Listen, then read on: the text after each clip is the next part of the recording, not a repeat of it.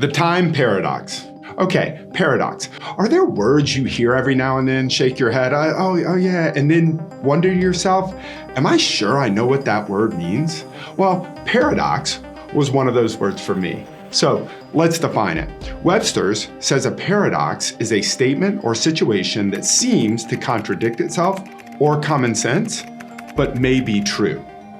There's an ancient proverb stating, greater is that which is unseen than that which is seen.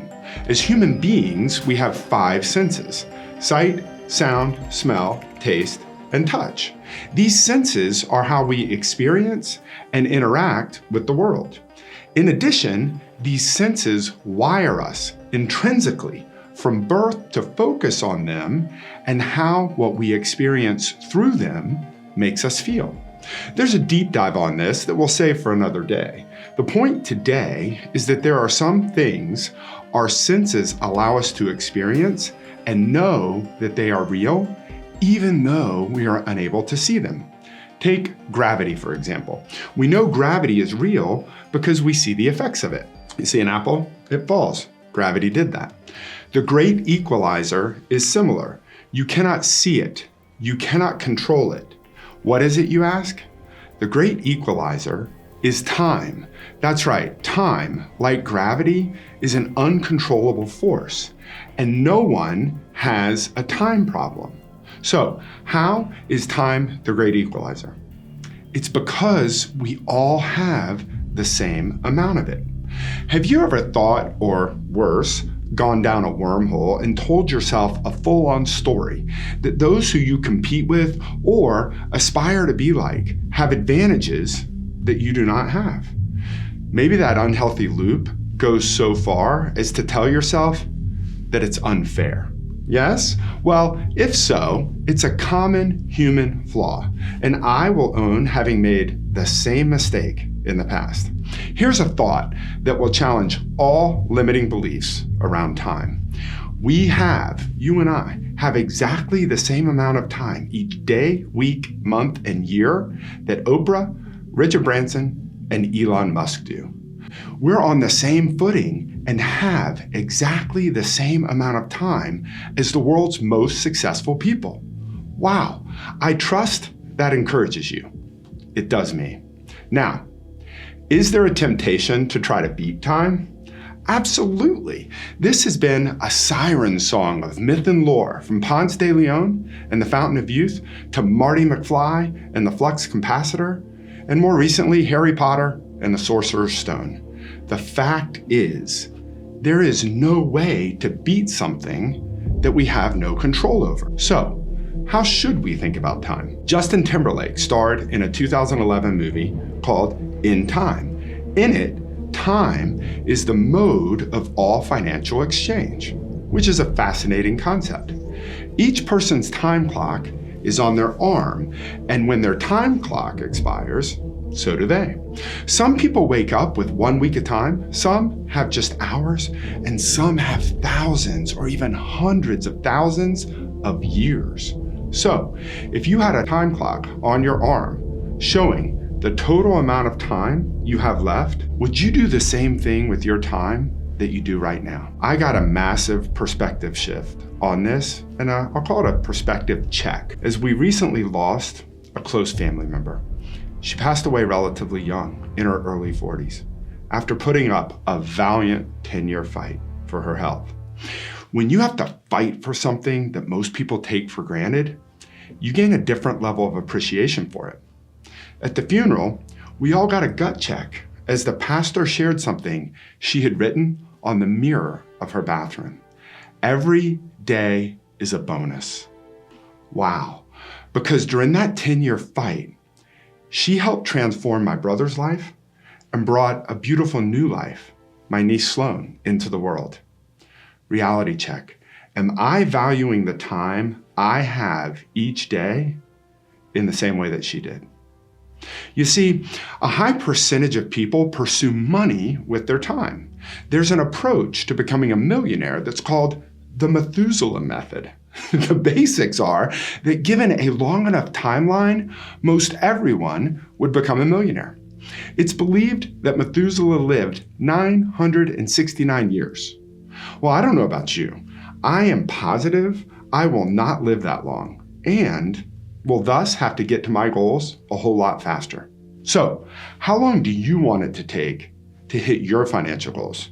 How much of your life do you want finances to be an unsolved problem? We said we would challenge the thinking of an entire industry. So let's do it. Back to our paradox, time management. Massive industry, right? Think about it. Is managing something that is completely out of our control a misguided notion? If you have zero ability to control something and people are selling you on spending money and time to go to classes that will teach you how to control it, is that time and money well spent? Or is it wasted? Does this make sense? You see, time management gurus are selling you on the idea of being able to control something that is uncontrollable. Time management is not about being in control of or even saving time. The ones that are doing it right are focused on how you spend the time you have. No one has a time crisis. What we have is an energy crisis, and it's everywhere you look. Take fossil fuels. Current estimates project that there are 40 to 50 years of oil reserves and about 150 years of natural gas at current consumption rates. To survive, we as human beings require water more than anything other than air. The average human being can survive for about 3 days in normal conditions without water. Well, think about it this way. If you walked into a large gas station recently, there's 12 sections of energy drinks comprising everything from the purified nectar of a rare Amazonian superfruit to liquid crack. And that's before you even get to the coffee and soda stations. Then look in the water section. There's one little section of water.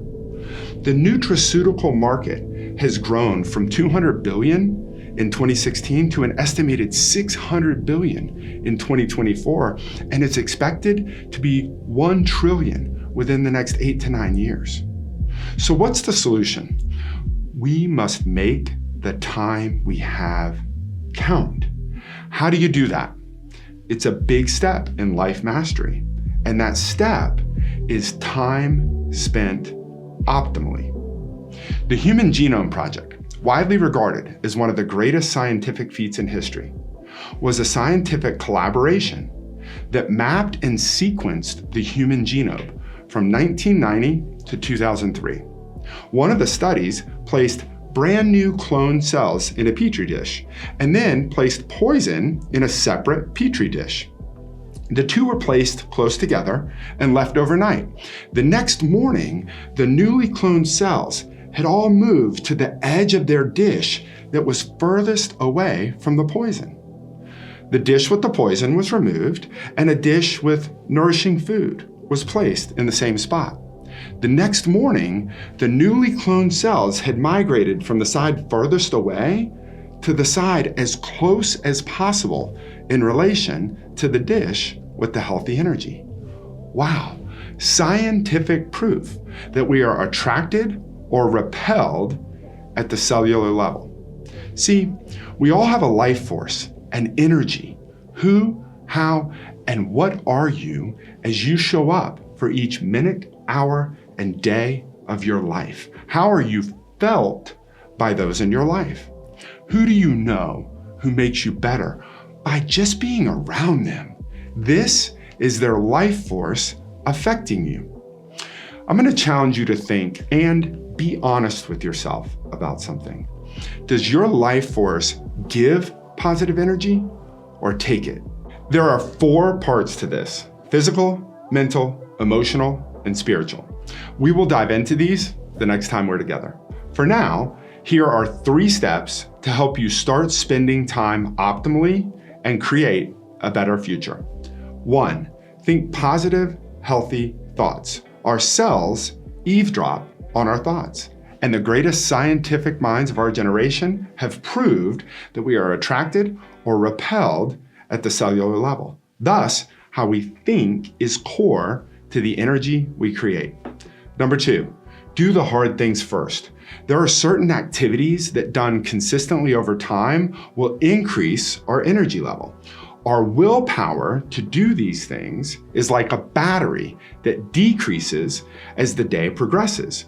So do these things first while your willpower battery is at its highest. And number 3, remove decisions that deplete the willpower battery. When I look into my pantry and I have to decide between granola and Oreos, I have to deny myself Oreos to choose granola. This depletes my willpower battery. Sooner or later, the battery is dead and I will make an unhealthy decision. Now, if there's only granola in there, I don't have to deny myself Oreos and I still get a treat. I appreciate you. Crush it. We're stronger together.